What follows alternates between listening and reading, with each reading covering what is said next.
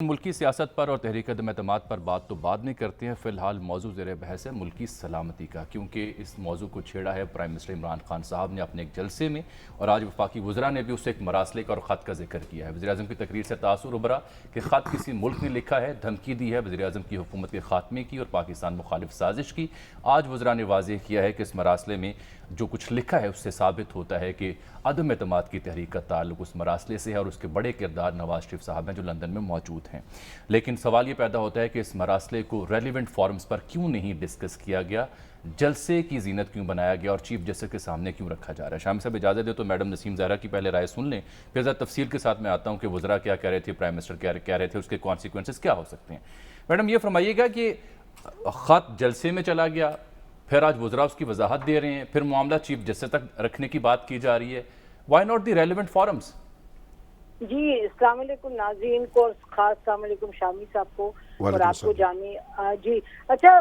معاملہ یہ ہے کہ یہ ظاہر ہے ایک نیشنل سیکیورٹی کا معاملہ بن کے سامنے آیا، اور اسی طریقے سے پرائم منسٹر نے بھی اٹھایا اس کو، اور اسی طریقے سے آج وزراء نے بھی اس کی بات کی ہے۔ لیکن جیسے اسد عمر صاحب خود فرما رہے تھے کہ انہوں نے کہا کہ یہ جڑا ہوا ہے تحریک عدم اعتماد کے ساتھ، اور انہوں نے وہ بیان بھی کیا کیوں وہ کہہ رہے ہیں۔ انہوں نے یہ کہا کہ جی یہ خط لکھا گیا ہے، یہ مراسلہ، خط نہیں استعمال کیا لفظ، انہوں نے کہا یہ مراسلہ جو ہے یہ آیا ہے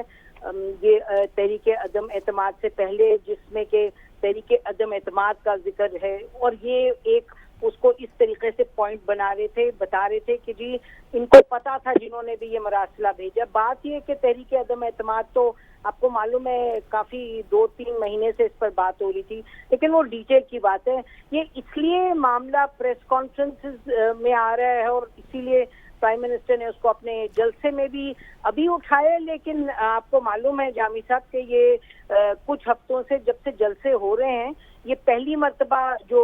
غیر ملکی سازش کی بات نہیں ہوئی، اور اس میں جو اپوزیشن کا اس میں یہ نہیں کہ انوالو ہونا، یہ سب پہلے سے بات ہو رہی تھی۔ تو یہ پھر ظاہر ہے یہ سیاست کا بھی ایک حصہ ہے۔ اب سیاست کا حصہ بھلے سے ہو، لیکن اسد عمر صاحب شاید سب باتیں صحیح کہہ رہے ہوں، لیکن اس وقت بات یہ ہے کہ جو تحریک عدم اعتماد ہے اس کے دو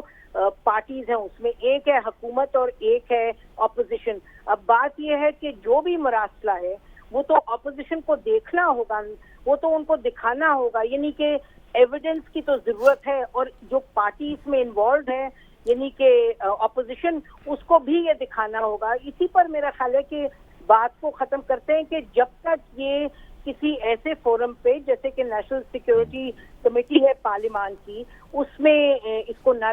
لایا جائے، اور جب تک سب کے سامنے پیش نہ کیا جائے، اور یہ یاد رہے کہ نیشنل سیکیورٹی جو کمیٹی ہے پارلیمان کی، اس میں تو آپ کے ایجنسیز کے جو ہیڈز ہیں یا آرمی چیف ہیں وہ آ کے بہت حساس باتیں شیئر کر کے جاتے رہے، تو وہ فورم ایسا ہے جہاں یہ بات اٹھائی جا سکتی ہے۔ اور یہ بہت اہم ہے ذہن میں رکھنا کہ یہ ایک بہت بڑا سیاسی بگاڑ بن سکتا ہے اگر اس کو آپ ریلیونٹ فورم پہ نہ لائیں، کیونکہ دونوں پارٹیز کو اس کو دیکھنا ہوگا، دونوں پارٹیز جو تحریک عدم اعتماد میں انوالوڈ ہیں۔ اب یہ بھی سوال اٹھتا ہے کہ جی پرائم منسٹر نے تو کہہ دیا کہ عدلیہ کو میں چیف جسٹس کو دکھانے کے لیے تیار ہوں، تو اور آنریبل چیف جسٹس اور آنریبل سپریم کورٹ بڑے ادب کے ساتھ، یہ تو بڑے ادارے ہیں انصاف دینے والے، لیکن بدقسمتی سے پاکستان کی تاریخ جو رہی ہے وہ ایسی ہے کہ چاہے جیسے بھی ادارے ہوں، چاہے عدلیہ یا مختلف ادارے، وہ ایک پارٹی بنتے رہے ہیں ان دا پاسٹ۔ تو اس لیے اسد عمر صاحب کی اور پرائم منسٹر کا جو کنسرن ہے نیشنل سیکیورٹی کا، وہ ہم سب شیئر کرتے ہیں، لیکن میرا خیال ہے اتنا ہی اہم یہ ہے کہ اس کو اس طریقے سے آگے لے جایا جائے، فورم پہ لے جایا جائے، تاکہ سب اس کو دیکھیں اور اس کو کریڈیبل جانیں۔ مگر یہ بتائیے ختم ہو گیا کیونکہ انہوں نے کہیں اور مصروفیت میں آگے جانا تھا۔ چلو ہم ان سے یہ تو پوچھ لیں کم از کم ان کے نزدیک اس کا مناسب فورم کون سا ہے، مختصر اگر فرما دیں میڈم۔ جو چیف جسٹس کو اس میں جو انوالو کرنے کی کوشش کی جا رہی ہے، یعنی اس کا کیا مقصد ہو سکتا ہے؟ یعنی جو مقدمہ چل رہا ہے، جو ریفرنس کی سماعت ہو رہی ہے، اس کو انفلوئنس کیا جا سکتا ہے اس طریقے سے؟ جی اس کو इन्फ्लुएंस करना तो शायद शामी साहब इतना मुमकिन ना हो, लेकिन ये याद रखिएगा कि जब चले जाएगा